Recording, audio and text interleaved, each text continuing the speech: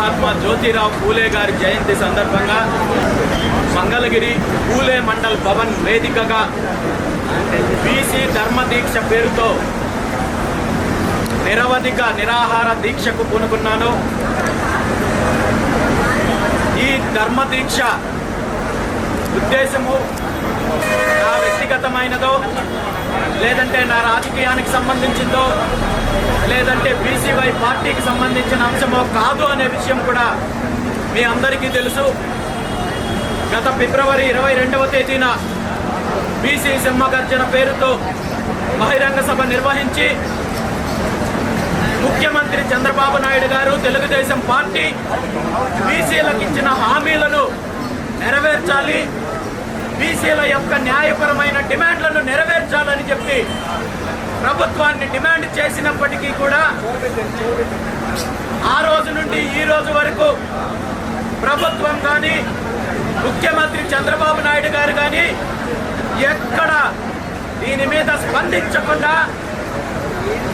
స్పందించకపోగా ఈ ప్రధాన 5 డిమాండ్లకు సంబంధించి తప్పుడు ప్రకటనలు ఇవ్వడము, కుట్రలు చేయడము మనం చూస్తున్నాం.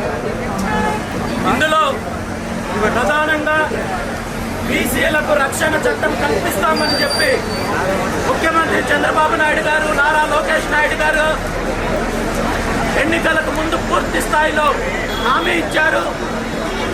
మేము అధికారంలోకి వచ్చిన 100 రోజుల్లో బీసీలకు రక్షణ చట్టం తీసుకొని వస్తామని చెప్పి ప్రగల్భాలు పలికి ఇప్పుడు తీరా 2 సంవత్సరాల తర్వాత కూడా కేవలము తప్పుడు ప్రకటనలతో, తప్పుడు కథనాలతో బీసీలను వంచే ప్రయత్నం చేస్తున్నారు. కానీ నిజంగా బీసీ రక్షణ చట్టానికి సంబంధించిన ముసాయిదా ఇప్పటి వరకు రెడీ అవ్వలేదు.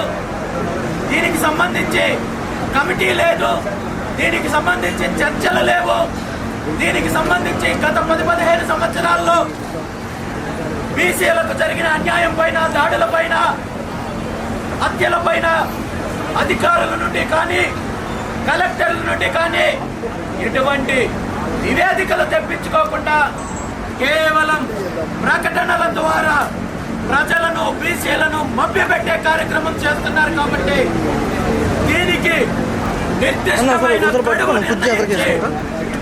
రక్షణ చట్టం కోసం చిత్తశుద్ధితో ప్రభుత్వం, ముఖ్యమంత్రి చంద్రబాబు నాయుడు గారు నిర్ణయం తీసుకోవాలనేది మా మొట్టమొదటి డిమాండ్. అదేవిధంగా ఈరోజు రాష్ట్రానికి